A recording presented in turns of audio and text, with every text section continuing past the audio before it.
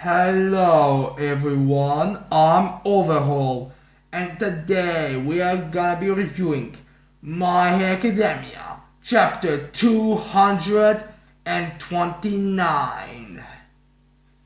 And oh boy, does this chapter give us a lot about Twice.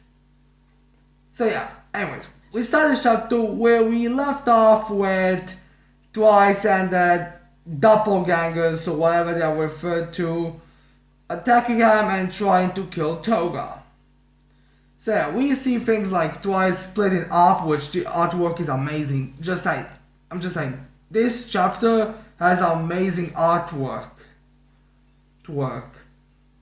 Which is a bit weird to me, considering the last time that we had Golden Week between chapter releases, we had very bad animation, like the part with Jiro's chapter where there was some clear lack of drawing. Set in this two chapters, we have this amazing artwork. So I really want to know what's the difference there. But yeah. Twice is basically just no, please, no, stop out, me, what the, just, because you need to realize this, Twice never decides to use his quirk to make a copy of himself, and now he sees a bunch of versions of him, which, as far as he's aware, there's no one in the world that could possibly do that. I mean, I'm assuming he doesn't know any shapeshifters or any people that also have similar quirks to him. And yeah, he sees those guys and he sees them trying to kill Toga. So we also learn all about Twice's backstory in this. I originally thought that we already knew his backstory, but in this one, we get it more fleshed out, to say the least. So yeah, in this one we find out that Twice, his first step to downward hill, you may say, is the part where he drove his motorcycle once, and then he hit a guy, which ended up with the guy losing his arm. Well, not losing his arm, just breaking his arm.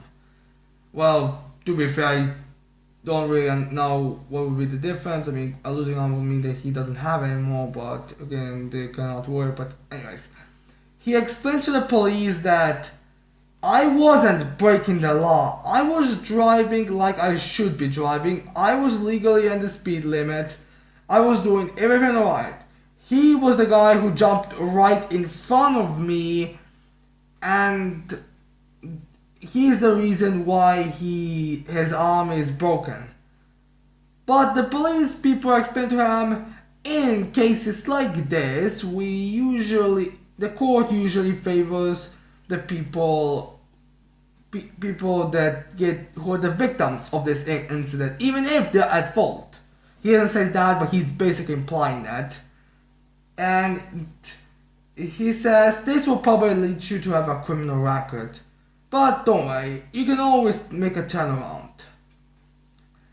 Which is kind of understandable, because from what we also heard or stated that Twice had a pretty ugly face, so you can also assume that if that guy had was better looking, that would also be one of the reasons why the court favors him over Twice. Because let's be honest ourselves, what's more believable? An ugly looking man, which honestly I don't really know, is Twice really ugly? I mean, I'm not saying he's good looking, but he doesn't look that ugly.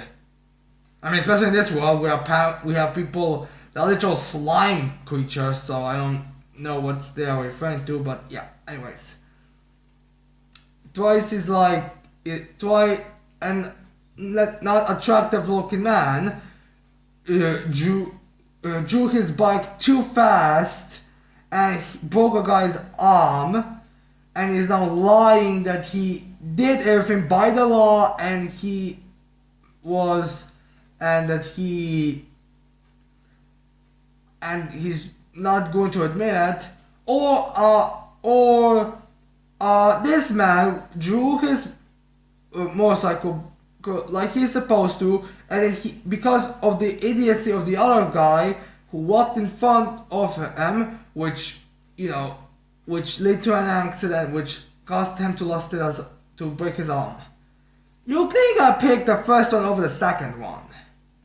But yeah, that's not the end of it. Not only that, it's also said that at the time he did believe he can turn his life around, but then he went to work.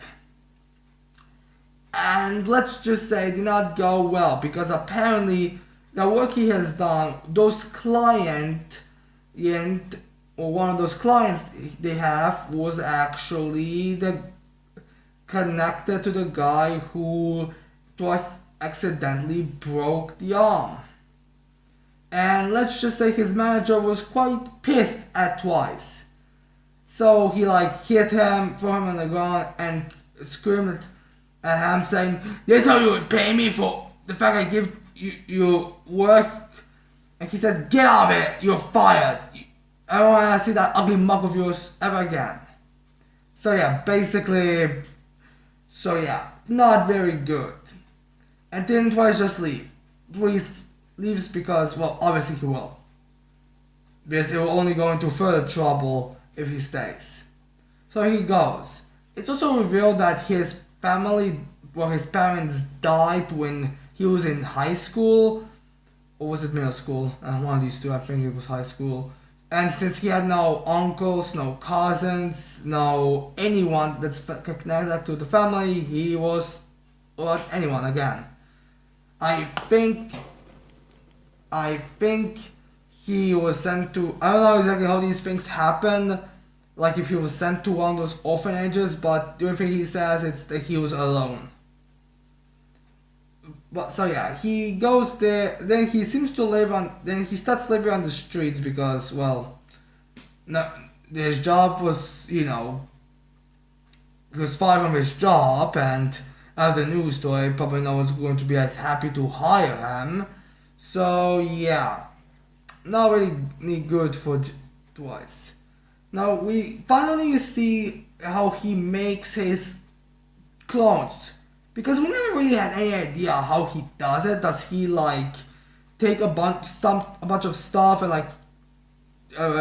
moves it around to make the shape of the person to make a double, or if it just appears out of nowhere? And yeah, and we found out that Twice's doubles actually come from. It actually goes like this. There seem to be circles forming around him. I don't know if that's just an artist's interest, or if that's actually what happens.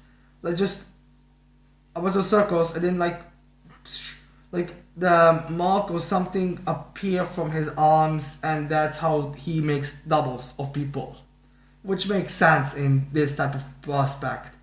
I would kind of debate that it kind of looks more like magic, but hell, maybe it's because of the fact that it's manga and animation, in which animation they can add scenes exactly how, but so far it just seems to be circles on his hands, summons mark that creates people. Or maybe it's actually clay and it just appears mark after they're destroyed. So yeah, that's how he basically has done things. Now, since he has a criminal record and he has no job, he just uses his doubles to steal stuff and just become a well-known criminal. And yeah, that one criminal record led to a big criminal record with Twice. So he continued it until his doubles rebel, and we all know that backstory. One slice right through the head to make it get a split between it, and yeah, that's what basically happens. So we cut to when Twice met Gira, and Gira's like, "What's with the paper bag get up?" After learning about the story, are you homophobic or something? I don't know if he says I'm homophobic or something, but just he said something and then he says, no, I'm afraid if I remove it, I will split. So I'm assuming that it's 90% of the time he's actually, able to be about his mask and everything, but for the majority he needs to have something covering them. So yeah, Gurren tells him, well, Mr. Jin, here's what what a person like you should probably have someone to be allied with. So I know a bunch of people that would love to have your abilities over. I mean, for God's sakes, you can technically kind of take over a country if you use your abilities in the right way, which is true. I mean, if Twice will make doubles of himself, Tomura, because in this one chapter we realize he can make a bunch of doubles, at least of himself. Like, we don't know if he can do it with people, but we can see he can do it with himself. I mean, if he makes a numerous number of doubles of Nomus and the rest of the league, they can most likely take over a country. So yeah. Gillen offers him the place on the league and says, they're not the only one. There are many people like you that have shitty lives. This chapter makes me feel like this arc is going to show to us why the League of Villains, even though they know that Tomura doesn't follow Stain's will, they are still going to follow Stain, but they're still gonna follow Tomura.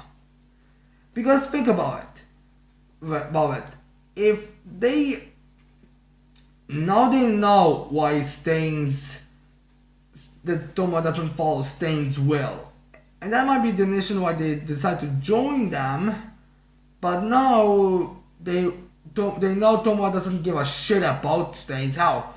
That things that he's going to destroy, the only probable reason why Stain will remain is because they like Stain. Spinner, Darby, and Toga like Stain, so he's going to spare him. So yeah, this is what's going on with Tomura, and the fact that now they see that, yes, I could join the Liberation Army, but the League of Villains are people like me. We were together, we fought together, we were doing things together. What does the Liberation Army gave me? I mean, Liberation Army only allowed me to use my quirk. The problem wasn't the fact that I couldn't use my quirk. It had nothing to do with it. This is what seems to be going on in these chapters. Like, these chapters are gonna show us that even though they know Tomura doesn't follow Stain, they are still gonna stay with the League of Villains because that's who they can be related to. They can all relate to each other and agree, this world's fucking messed up. And it needs to be fixed, like, now. So So we cut to the present and we see the Skeptic and Gear and all that. And Skeptic's quirk is being revealed a little bit more. So it turns out that Skeptic's quirk actually is Puppeteer.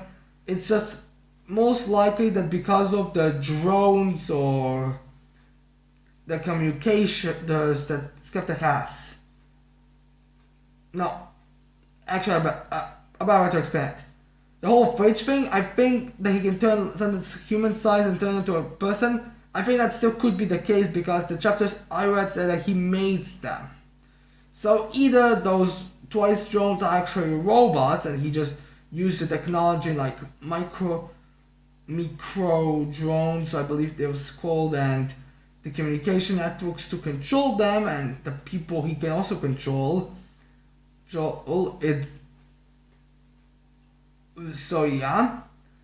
Or he makes people, or he just has ability that allows him to control people around.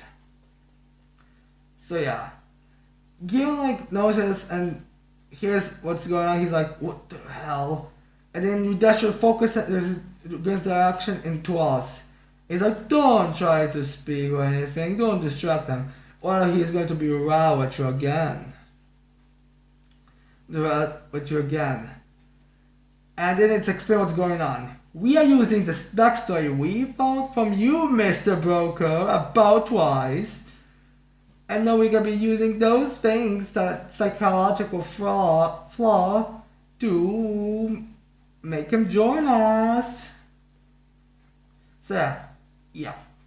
Basically they're kind of teasing Giran, and Giran's like, ugh.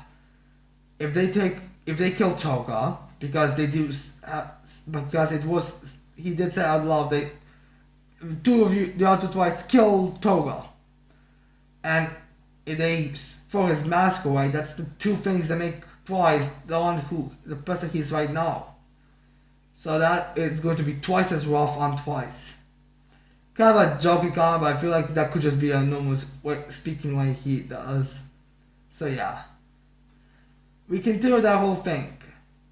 Also, I forgot to mention that they ripped Twice's mask off for Twice in the beginning of the chapter, so he's without the mask. So yeah. And then he basically like watches them as two of them start to kill Toga by cracking her neck. Like you can see, like they're turning her neck. The soldiers are like turning her neck like to a point that slowly but surely are turning her neck so she will die. Like extremely shortly. I don't know if that could just be because of the manga thing and they need to kinda, do stuff like this. But or maybe it actually slowly to really home it into Twice that that's him who is killing Toga right now. So yeah. Then Twice is able to manages to break free to go save Toga, but the Skeptic orders the other two of his soldiers or whatever they are to go grab Twice to break his arms.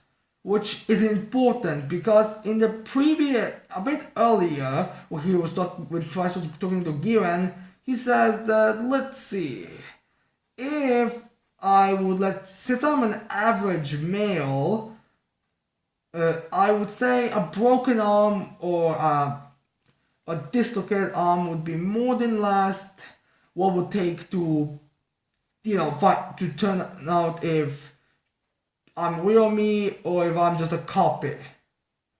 So yeah. Yeah, they're like dislocating his arms. So yeah, the event now right now is the fact that Twice, Ojiko will definitely have a lot of patience to heal after this arc. So yeah, they dislocate both of Twice's arms. Which does 100% prove that even if one arm was exaggeration, because when it came to Darby, both of his arms were broken or dislocated. I think they were said to be broken, and possibly his spine as well because he did turn to goop.